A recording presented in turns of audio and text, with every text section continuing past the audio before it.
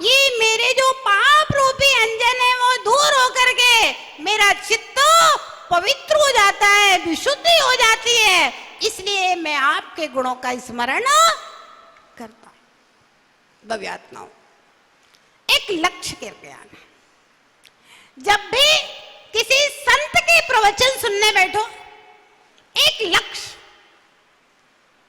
परिणाम निर्मल होना चाहिए। आचार्य विशुद्ध सागर जी महाराज कहते हैं कि वक्ताओं को वही बोलना चाहिए जिससे श्रोताओं का मोक्ष मार्ग प्रशस्त हो। वो कहते हैं चुटकुले तो कोई भी सुना सकता है और यहां वहां के सास बहू के किस्से कोई भी सुना सकता है, लेकिन जिस तत्व ज्ञान के द्वारा सम्यक दर्शन प्रकट होता है, वह तत्व ज्ञान अगर एक भी श्रोता की आत्मा में चला गया तो भैया उपदेश देना सार्थक हो जाएगा। दो मुनियों ने उपदेश दिया था और एक शेर श्रोता था। एक मुनि उपदेश दे रहे थे और एक हाथी श्रोता था। एक श्रोता को दिया गया उपदेश उस श्रोता को अगर तीर्थंकर बना दे तो त्रियंच जैसे श्रोता को उपदेश देना भी सार्थक हो जाता है। और उस उपदेश की कथाएं पुराणों में, चरित्रों में आज भी लिखी गई हैं। हम उन्हें पढ़ते हैं और उनसे प्रेरणा पाते। भव्यात्माओं, सम्यक दर्शन या तो साक्षात तीर्थंकर हो तो उनको देख करके तुरंत हो जाता है, और मूर्ति तो मौन बैठी है, हो भी सकता है नहीं भी हो सकता है। जिनवाणी भी लिखी है लेकिन फिर भी समझ में आए या नहीं आए। मूर्ति और जिनवाणी उदासीन निमित्त हैं, लेकिन गुरु प्रेरक निमित्त है।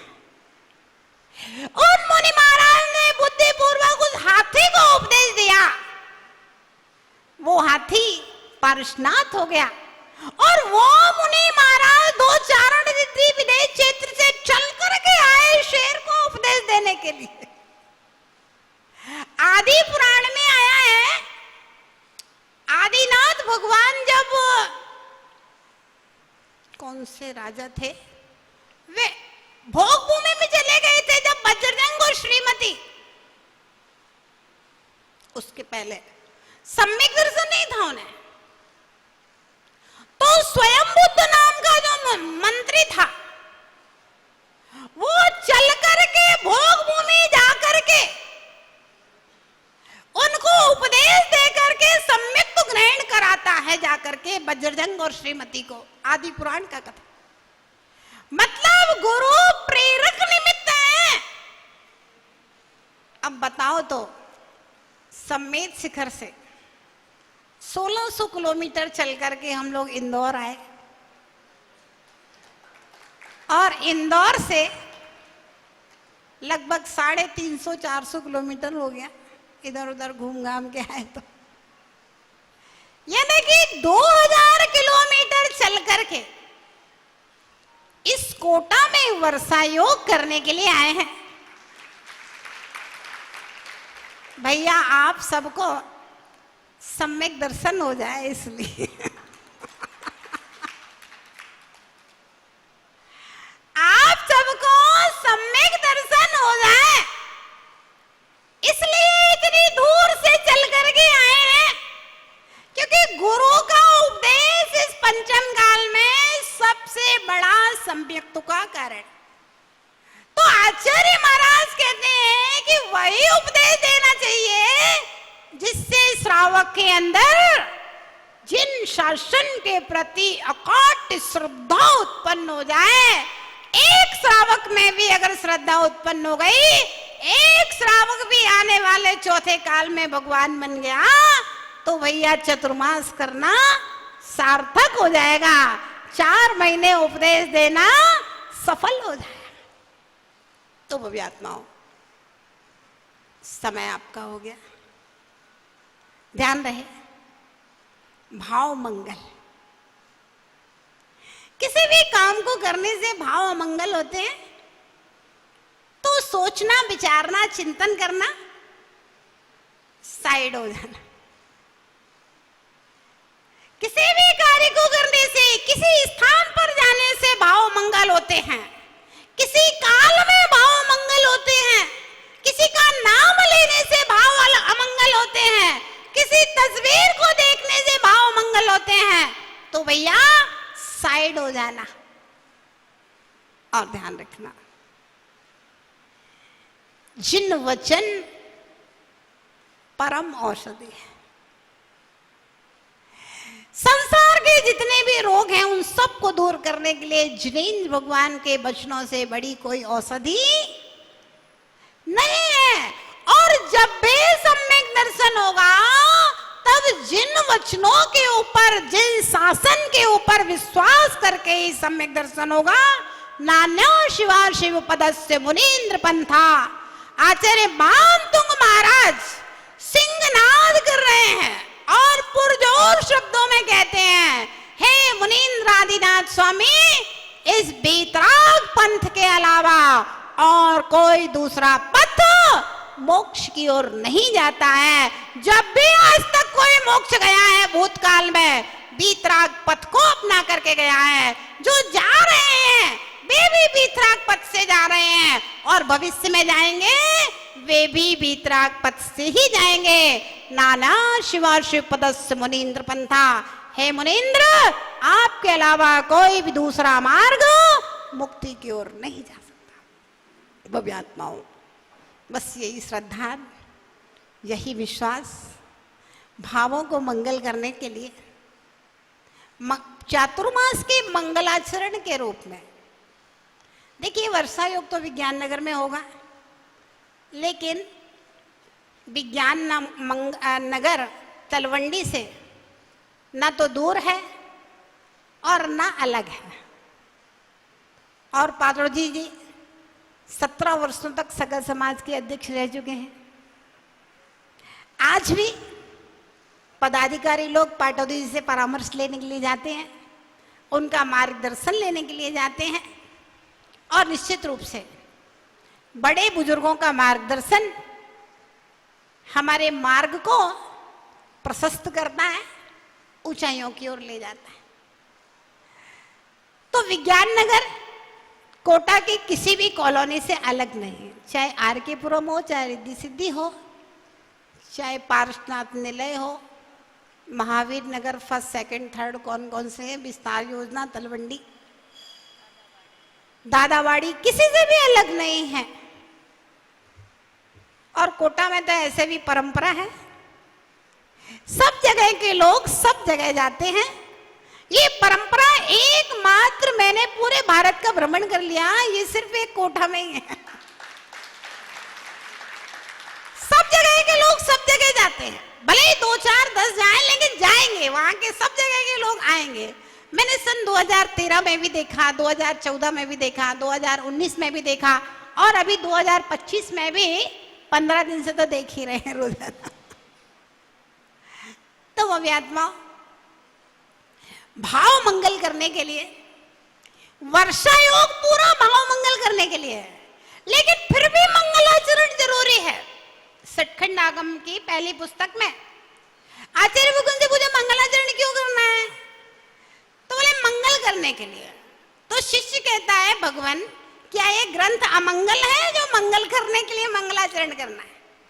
आचार्य महाराज कहते हैं हाँ, ग्रंथ भी मंगल स्वरूप है, ग्रंथ की गाथाएं, ग्रंथ का सूत्रार्थ मंगल स्वरूप है, लेकिन फिर भी उस मंगल स्वरूप ग्रंथ के पठन पाठन में व्यवधान न आए, इसलिए हम अपने इष्ट देवता को नमस्कार करके मंगलाचरण कर रहे हैं।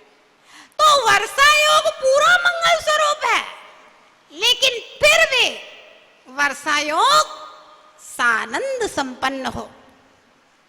अब बताइए कोई बीमार हो जाए बेचारा तो क्लास में ही ना आ पाए, बीमार हो जाए प्रवचन सुनने के लिए नहीं आ पाए, घर में कोई दूसरा बीमार हो जाए तो व्यवधान आ जाए तो भी ना आ पाए, किसी काम से अर्जेंट बाहर जाना पड़े तो आपका धर्म ध्यान छूट जाए, सब कुछ। तो 4 महीने कोई व्यवधान ना आए, आप स्वस्थ रहें, आपके घर में सब लोग स्वस्थ रहें और आप पे कोई ऐसा अर्जेंट नहीं आए जिससे आपका कोई भी धर्म कार्य छूटे।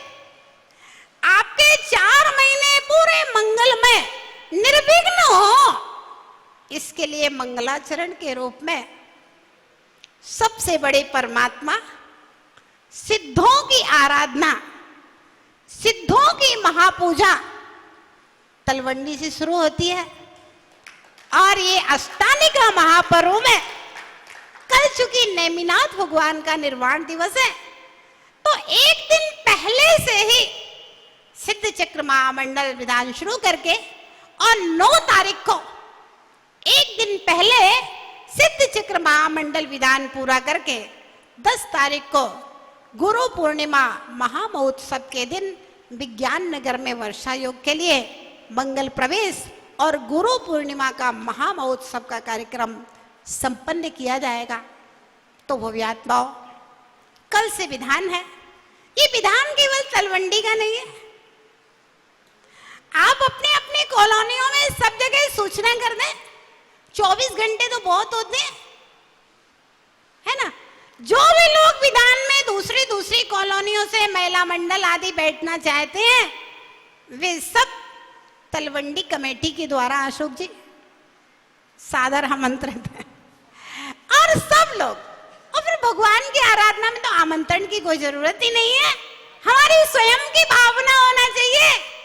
और सब लोग सिद्धों की आराधना में तन से, मन से, धन से, जिसको जितना समय मिले, पूरा समय मिले, भाई सुबह से आकर के पूरे विधान में बैठो, जिन्हें 2 घंटे का समय मिले, 1 घंटे का समय मिले, अभिषेक का समय मिले, शांति धारा का समय मिले, आरती का समय मिले, जिसको जब जैसे समय मिले वैसे सिद्धों की आराधना में शामिल होकर के भाव मंगल करके अपने जीवन को मंगलमय बनाए, सुखी बनाए, संपन्न बनाए। और ऐसा है महाविधान कल नेमिनाथ भगवान के निर्वाण कल्याण के दिन से प्रारंभ होकर के चतुर्दशी तक निरंतर 8, 16, 32, 64, 128 क्रम से दुगने क्रम से बढ़ती हुई भक्ति की आराधना और भावना से वृद्धिंगोत्सव का आगे बढ़ेगा। आप सब लोग अधिक से अधिक, तलवंडी का तो कोई घर ऐसा नहीं छूटना चाहिए जिसके घर का कोई विधान में ना बैठे। नाम नहीं लिखाया हो तो अभी लिखा दो, कोई दिक्कत नहीं है ना। लेकिन सभी लोग अधिक से अधिक इस विधान में बैठ करके वर्षा योग का मंगलाचरण करें और अपने जीवन को मंगलमय बनाएं, क्योंकि 4 महीने का पुण्य भैया बहुत बड़ा पुण्य हो। भामंडल के जीवन की एक घटना है। भामंडल थोड़ा व्यसनी टाइप का था, भोगी व्यसनी टाइप का। एक बार क्या हुआ, 4 मुनियों का रेगिस्तान में आषाढ़ सुदी चतुर्दशी आ गई। अब वो मुनि रेगिस्तान में रुक गए। भामंडल विद्याधर था, विद्याधरों के घर में रहा हुआ था। उसने देखा, अरे महाराज यहाँ रुक गए हैं 4 महीने, यहाँ तो कोई श्रावक नहीं है, कोई व्यवस्था नहीं है खाने पीने की, 4 महीने में तो इनकी समाधि हो जाएगी। उसने क्या किया, विद्या के प्रभाव से, शक्ति थे उसमें, विद्या के प्रभाव से एक छोटी सी नगरी की रचना कर दी और रोज स्वयं जाकर के उन मुनि के लिए आहार देता था। 4 महीने उसने उन 4 मुनिराजों के आहार करवाए। 4 महीने बाद में मुनि महाराज आगे विहार कर गए। कहते हैं भामंडल एक दिन अपने महल की छत में था और सोच रहा था ये करूंगा, ये करूंगा, ये करूंगा। इतने में बिजली गिरती है और वहीं उसकी मृत्यु हो जाती। कैसे? जैसे अभी फ्लाइट वालों की मृत्यु हो गई ना, बेचारे कुछ सोच ही नहीं पाए, बड़े सपने लिए जा रहे थे लंदन, कुछ कर ही नहीं पाए। ऐसे ही भामंडल छत पे सोच रहा था, ये करना है, ये करना है, प्लानिंग बना रहा था, और इतने में बिजली गिरी और मृत्यु हो गई। लेकिन वो 4 महीने जो मुनियों को आहार कराने का पुण्य उसके साथ में था, उस पुण्य के प्रताप से वह भामंडल उत्तम भोगभूमि में जाकर के उत्पन्न हुआ है। ये पद्म पुराण की कथा है। वो 4 महीने में इंसान इतना पुण्य कर सकता है कि उसका परलोक सुधर सकता है। एक ही चतुर्मास में इतना पुण्य कर ले कि उसका परलोक सुधर जाए।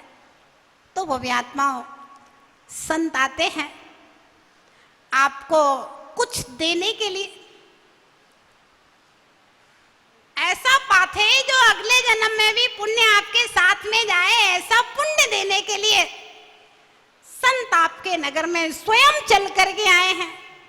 कुआं खुद ही चलकर प्यासों के पास आ गया है, फिर भी प्यासा कहे नहीं, पानी नहीं पीना है, तो भैया आपका दुर्भाग्य है। फिर संत आपके घर तक नहीं जा सकता, संत मंदिर तक है ना। तो ध्यान रखना, गुरु हजारों किलोमीटर पैदल चल करके आते हैं और आप अपने विमान में बैठ करके 2-4 किलोमीटर तक तो चल ही सकते हो, 10-5 किलोमीटर तो चल ही सकते हो। इससे आपका ही भला हो जाएगा, कल्याण हो जाएगा।